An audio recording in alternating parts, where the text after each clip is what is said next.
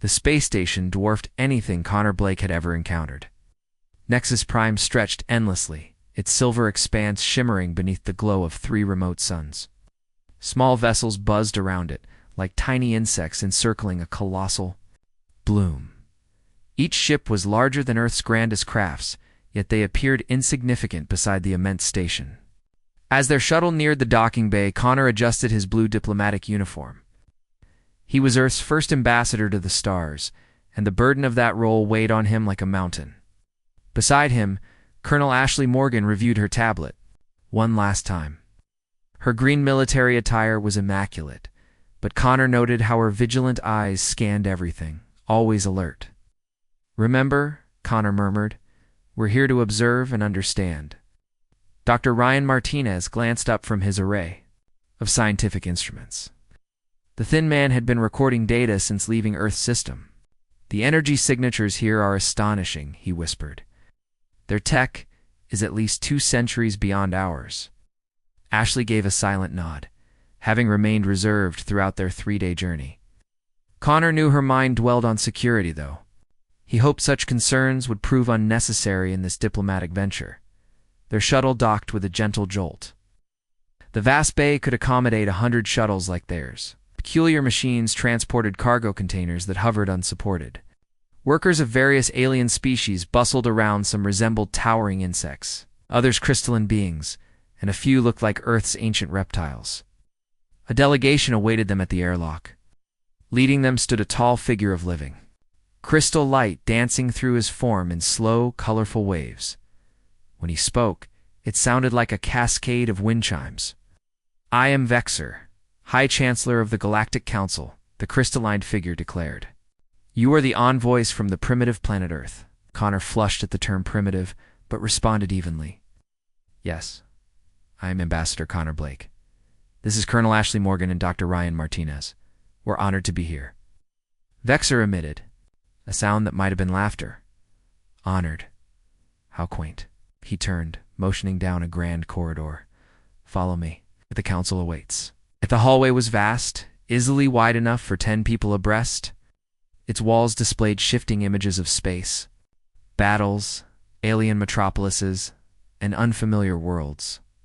Ashley studied them intently while feigning indifference. Ryan stared openly, mesmerized by the advanced surroundings. They entered an enormous circular chamber with a towering ceiling that seemed endless. 12 grand seats formed a circle, each tailored for a distinct alien species. The center stood a modest platform with 3 simple chairs, humble compared to the ornate alien thrones. Connor and his team took their places. Around them, the 12 council members assembled. Beside Vexer sat a tree-like being, another of flowing water, and several entities Connor couldn't even begin to describe. "Humans of Earth," Vexer began, his crystal form glowing brighter. "You have been summoned before. Council has summoned you because your species has unlocked the means to travel between stars. This is both remarkable and troubling." A creature resembling a giant mantis clicked its mandibles sharply. "Your technology is crude and hazardous. Your weapons depend on combustion and flame. Your ships leak radiation. You jeopardize the balance we've established." Connor slowly rose to his feet. "We come in peace. Earth seeks to learn from the galaxy's wisdom, and perhaps offer what little we know in return." Several council members emitted sounds that might have been laughter. The tree-like entity spoke, its voice like wind through leaves. "Share your knowledge. What could a species that still propels itself with chemical rockets teach us?" Dr. Martinez shifted uneasily in his seat. Ashley remained stone still, but Connor saw the tension in her jaw. Vexer lifted a crystalline arm, silencing the room. "The Galactic Council has preserved peace in this galaxy for 3,000 Earth years. We have achieved this by guiding and managing dangerous species." "Controlled?" Connor asked, though he suspected the truth. "Protected," Vexer replied, though his tone left little doubt that control and protection were one and the same. "Earth will be designated a protected world under Council oversight. We will provide technology suited to your maturity. Your military will be dismantled. Your leaders will answer to Council administrators." Connor's pulse quickened. This was not the partnership Earth had hoped for. And if we refuse your protection? The water-like being rippled in its seat. Refusal would be unwise. Council commands fleets and weapons far beyond your comprehension. It would be regrettable if Earth chose to oppose the will of the galaxy. Ashley leaned forward slightly. Connor caught her gaze and gave a subtle shake of his head. Not yet. We request time to consider your generous proposal, Connor said with careful diplomacy. Vexor's crystalline glow dimmed. Very well. You have 30 Earth days to accept our protection. After that, it will be enforced for the safety of all. The meeting dragged on for another 2 hours with discussions on trade laws, population oversight, and technological limits. Every rule made it clearer. Protection was just enslavement dressed in civility. When it ended, Connor and his team were escorted back to their shuttle. Ashley remained silent throughout, but Connor noticed her eyes constantly mapping the chamber, the guards, and the tech. On the return trip to Earth, the trio sat in prolonged silence. Eventually, Dr. Martinez broke it. They think we're savages. They think we're weak, Ashley added quietly, speaking for the first time since the station. Connor watched the stars blur past their shuttle. Maybe that's not the worst thing. Upon landing, President Katie Sullivan awaited them in the Oval Office, General Nat Harrison at her side. Both looked exhausted and grave. Well, President Sullivan asked. Connor drew a long breath. They want to make us slaves and call it protection. We have 30 days to comply, or they'll impose it by force. General Harrison leaned forward. How many ships do they have? Ashley finally smiled a cold, grim smile. Enough to be sure. Of themselves? Not enough to be careful. President Sullivan looked between her advisors. Options we could accept, Connor said. Live under their rule and hope for better days. Or, the president asked, and Ashley's grin widened. Or we show them humans aren't as primitive as they believe. General Harrison nodded thoughtfully. How long until their deadline? T9. Days, Connor replied. Then we'd better get moving, the president said. General, brief them on Project Prometheus. As they walked toward the secured briefing chambers, Connor couldn't help but wonder if they were making the right decision. The Galactic Council possessed technology, and Fleet's Earth couldn't hope to match. Yet seeing Ashley's confident smirk and recalling Vexor's smug certainty that humans would simply surrender stirred something unexpected in Connor. Hope the elevator ride downward seemed endless. Connor watched the floor numbers climb. Level 50, 75, 100. He hadn't known anything was buried this deep beneath the Pentagon. How far down are we going? Dr. Ryan Martinez asked uneasily. Far enough to keep secrets buried. General Harrison replied with a faint smile, at last. The elevator stopped at level 127. The doors opened to a long, brightly lit corridor stretching beyond sight. Colonel Ashley Morgan walked beside Connor, her gaze taking in every detail. I had no idea this place existed, she whispered. Very few do, General Harrison answered. What you're about to see has been classified above top secret. For 23 years, they passed doors marked with cryptic codes. Scientists and military personnel moved briskly, each wearing security badges Connor had never seen before. Eventually, he arrived at a massive door labeled Project Prometheus, authorized personnel only. General Harrison placed his hand on a scanner, and the door slid open with a smooth hiss. Inside was an immense command center, like a NASA mission, control magnified tenfold. Hundreds of screens displayed data from space. Star maps covered the walls. At the center stood a woman with short black hair, her hands resting on a sleek, hovering control console. Dr. Lisa Kim, the general called out. Our guests are here. Dr. Kim turned to face them, sharper and younger than Connor expected. Probably in her early 40s, her eyes keen and observant, Ambassador Blake. Colonel Morgan, Dr. Martinez, welcome to the Real Space Program. Connor glanced around, baffled. I'm not sure I understand. What is this place?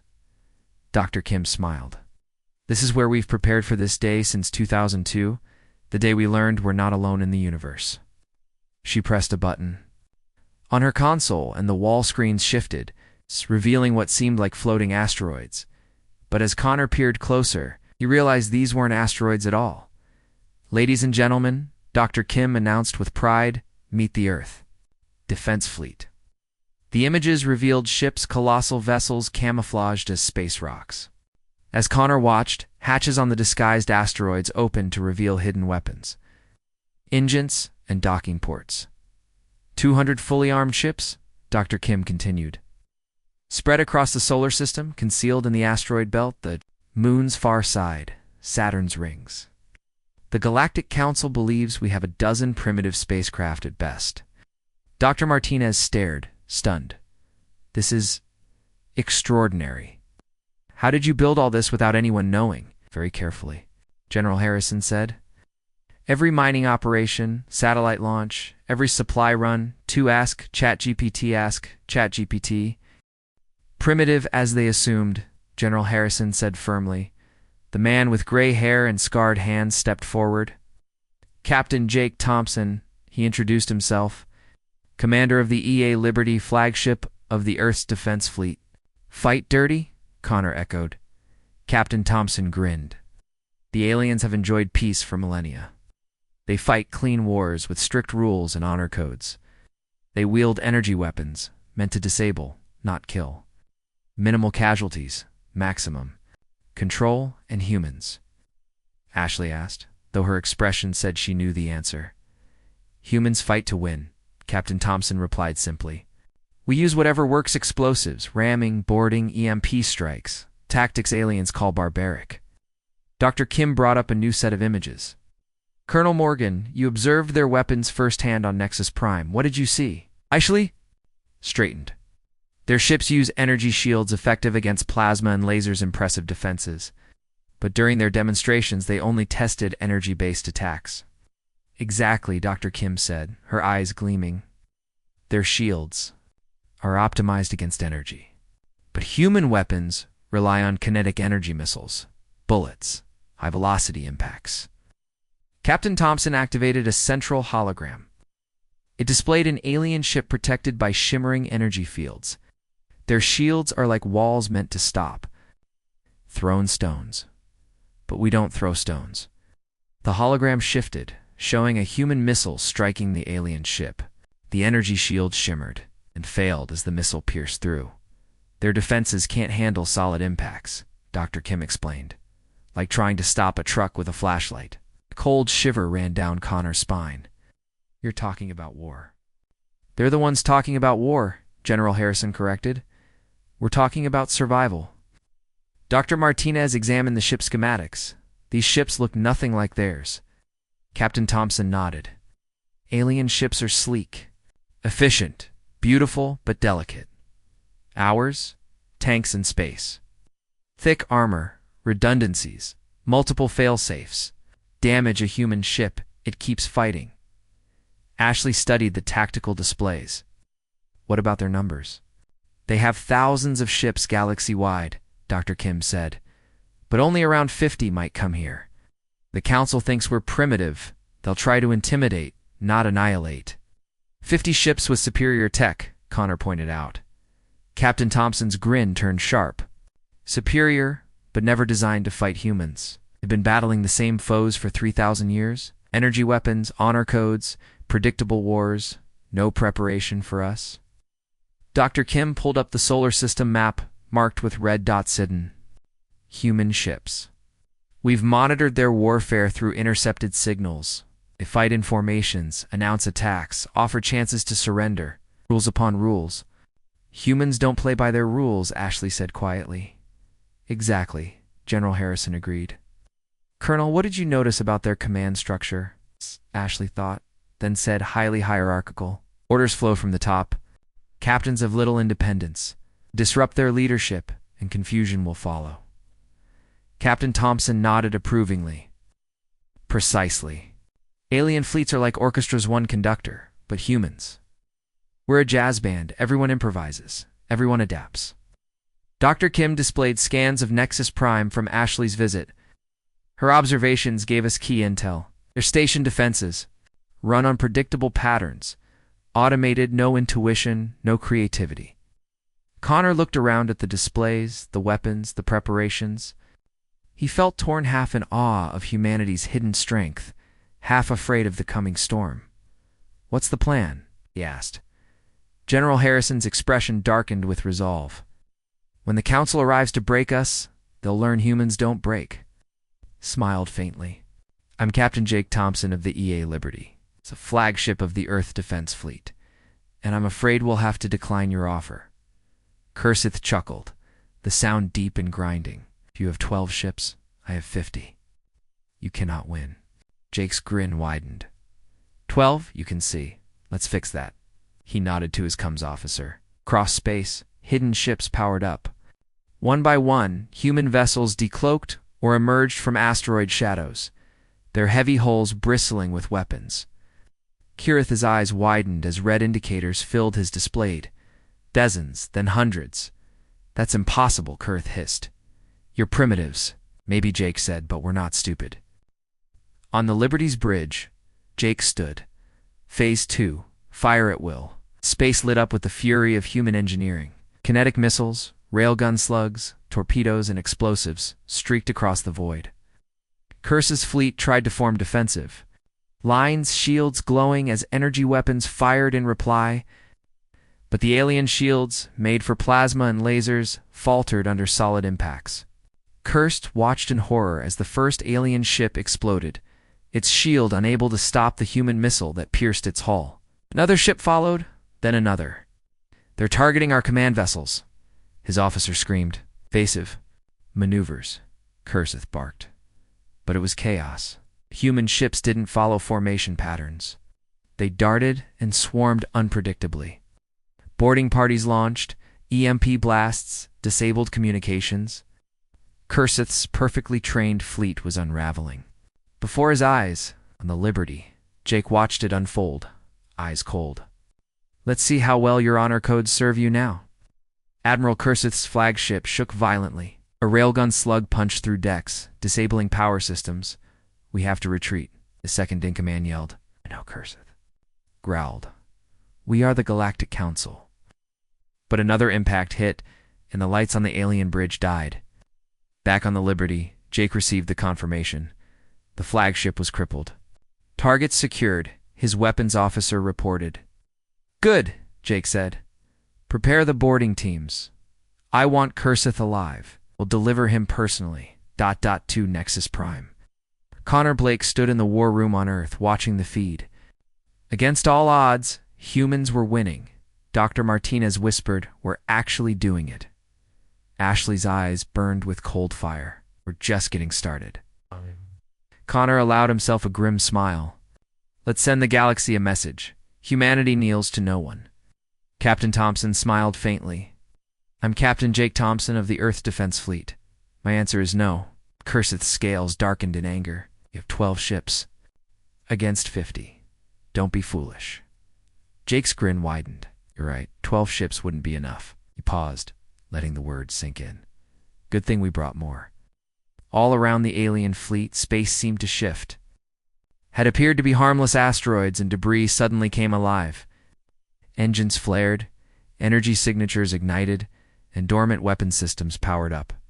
Commander Vexel stared at his sensors, eyes wide. "Admiral, I'm detecting 200 human vessels. They were hiding, ... How did they hide from our scans?" Cursith felt a chill of fear crawl through him. "Impossible. Our intelligence reported only a handful of primitive ships." On the Liberty's bridge, Captain Thompson surveyed his tactical display. Every human ship was in position, silently encircling the alien fleet. The aliens likely still hadn't grasped they were surrounded. "All ships, weapons free," Jake ordered. "Show them what humans can do." Admiral Cursith, still trying to maintain control, issued his own command. "Fire a warning shot. Disable their lead ship aim for their engines only." A brilliant blue plasma beam lashed out, striking the Liberty dead on. Cursith waited for the human ship's engines to rupture, the hull to fracture, but the plasma scattered harmlessly across the Liberty's armored plating, like rain on stone. "What?" Commander Vexal gasped.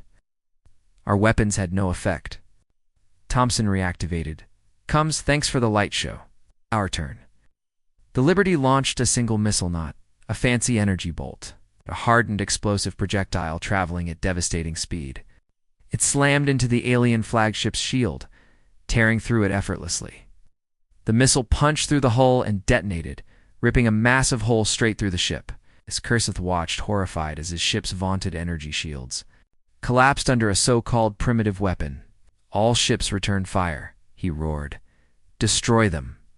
The battle that erupted was unlike any in the galaxy's history. The alien fleet fought in disciplined formations, their energy weapons coordinated and precise, just as their doctrine demanded. But the humans? They fought like predators unleashed. Captain Thompson ordered ramming maneuvers that made the aliens scream in disbelief. Ask ChatGPT.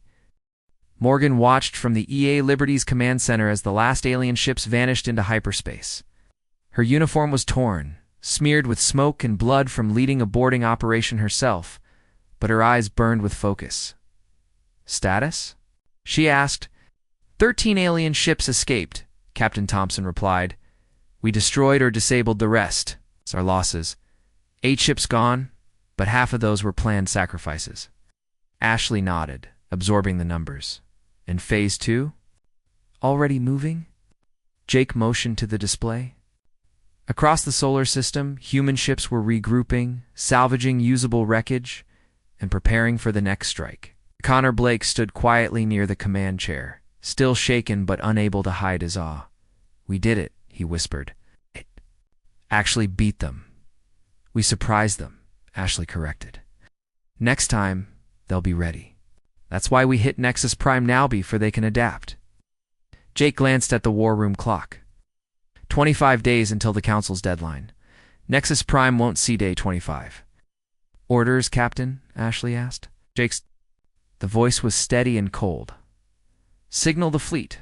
Prepare jump coordinates. We're not just going to stop them, we're going to end their control. Nexus Prime is next.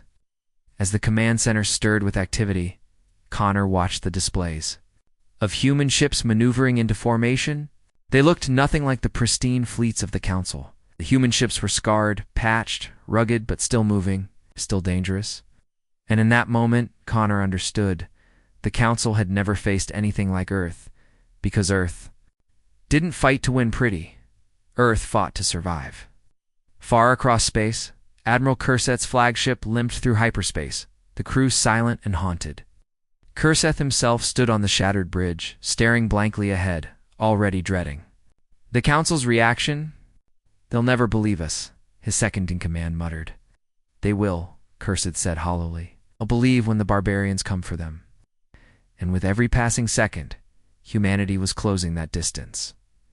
The humans used it to bypass heavy defenses and emerge behind alien security teams.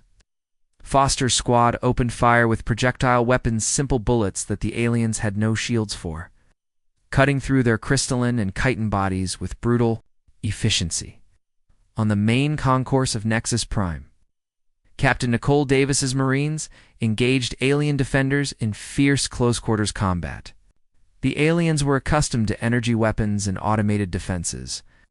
They had never faced humans fighting room by room, clearing corridors with grenades, shotguns, and flamethrowers. Sergeant Brandon Clark's EMP strikes left the station disoriented turrets inactive, doors frozen, cameras blind. On the bridge of the EA Liberty, General Morgan monitored the boarding operation. Phase 1 successful. Outer defenses destroyed. Phase 2 teams are inside the station. Any resistance? Captain Thompson asked. Light, uncoordinated. Their command systems are paralyzed. Our EMPs worked. On Nexus Prime, Chancellor Vexer watched in fury and disbelief. They are savages, he spat. They disable our systems, sneak through vents, attack with physical projectiles like animals. Admiral Vexer trembled, mandibles clattering. We are not prepared for this, Chancellor.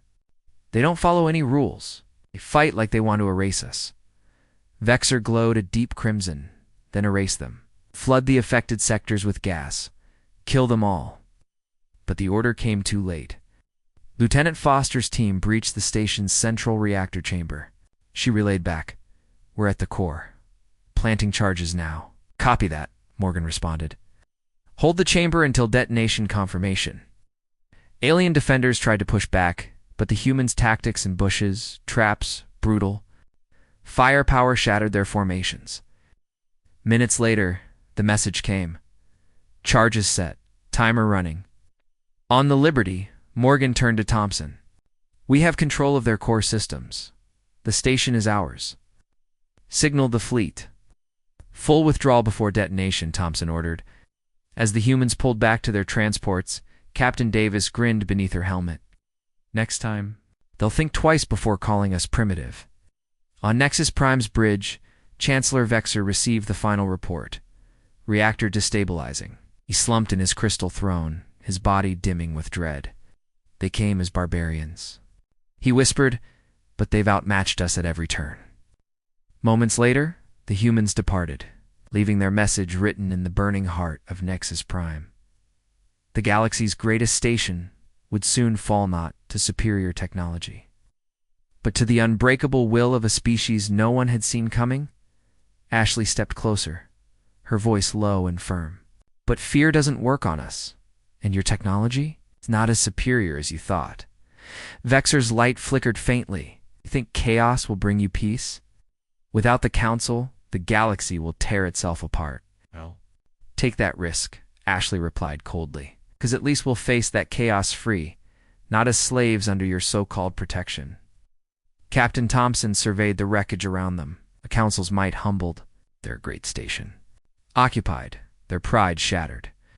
General, he said, our fleet stands ready. Orders hold the station. Fortify every section. If they come to take it back, they'll find we're not just visitors. We're the new landlords. Her come officer approached. Message. From Earth, ma'am. President Sullivan congratulates us and says the world is watching. Ashley allowed herself a small smile. Good. Let them watch. Let the galaxy see that humans don't kneel. Vexer stared, the glow of his form barely a shimmer. You've doomed us all, he whispered. No, Ashley said, turning to leave the ruined command center. We've just begun. Outside, the Earth flag was being raised over Nexus Prime. Across the stars, species once silenced by the Council's rule were rising. Nice.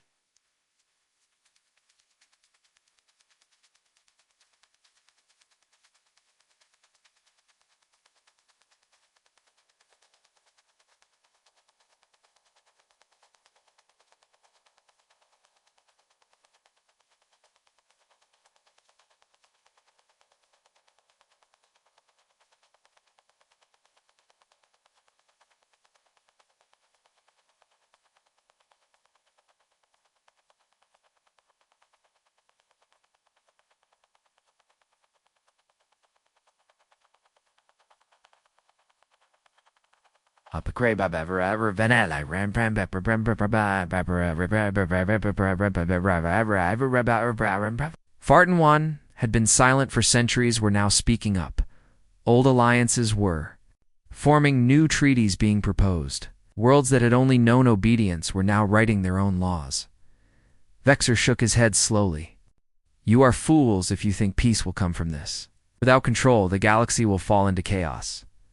Katie smiled gently. Maybe, but it'll be their chaos to manage, not ours. That's what freedom looks like, General Morgan added. We'll help those who ask. Trade, diplomacy, defense partnerships, but no overlords. If Earth stands for anything, it's that every species should have the right to decide their fate. Vexer's crystal body flickered faintly, a spark of understanding, or perhaps resignation. Then, Earth has changed the galaxy forever. That was the idea, Katie replied. She turned to her officers. Prepare the station. We'll make Nexus Prime a place for every species to gather, not as subjects, but equals. As Vexer was led away, he paused and looked back. I hope you succeed, President Sullivan. But if you fail, the galaxy will remember that it was humans who tore down the old order. Katie nodded, and we'd better not fail. Outside the command center, the Earth flag still flew over Nexus Prime, not as a symbol of conquest, but of a new beginning. The age of Earth had begun not with an empire, but with a promise: freedom for all who sought it. Ask ChatGPT-esque, ChatGPT-esque, ChatGPT-esque. Katie looked out the window at the vast network of ships orbiting Freedom Station. They were no longer just human warships. They were vessels from every corner of the galaxy, painted in the colors and symbols of their home worlds, working side by side. General Morgan stepped up beside her. "You've done it, Madam President. The galaxy is no longer ruled by fear." Katie shook her head. "We've started something, Ashley, but it's up to everyone here to keep it alive. Freedom is easy to win. It's harder to maintain." Connor. Blake joined them, holding a new report. Helix Federation just announced a breakthrough in cancer treatment thanks to combined research with human scientists. And the metal shapers are helping us build faster-than-light engines based on Kepler designs. Katie smiled. "That's the point. Together we're stronger than any empire could ever be." As the lights of Freedom Station glowed against the endless stars, Katie felt the weight of what they'd built: not an empire, not a dominion, but a future forged by choice, cooperation, and the messy, beautiful will to be free. For the first time in galactic history, it wasn't a council or conqueror setting the course. It was everyone, together, and that was only the beginning. General Morgan had established training programs that taught human military tactics to alien forces, while learning their advanced technologies in return. The galaxy was not yet peaceful, but it was finally free. Some worlds chose isolation, others formed alliances, and a few even tried to rekindle old conflicts, but without the Council's oppressive control. Most species discovered that cooperation was far preferable to war. Connor. Blake approached with the latest status report. "Madame President, the Assembly has voted to make you the first Director of Galactic Affairs." Katie shook her head with a faint smile. "Position should rotate among the species. Let someone else take a turn." "They insist it should be you," Connor replied, "at least for the first term." Katie gazed out at the stars beyond. The station's windows, each point of light representing a world now free to choose its own destiny. This wasn't the ending anyone had expected when the Galactic Council first threatened Earth, but it was a better one than anyone had dared to imagine. The galaxy had not been prepared for Earth's military power, but more than that, it had not been prepared for humanity's stubborn, unrelenting commitment to freedom, and in the years to come, Katie knew that was what would make all the difference.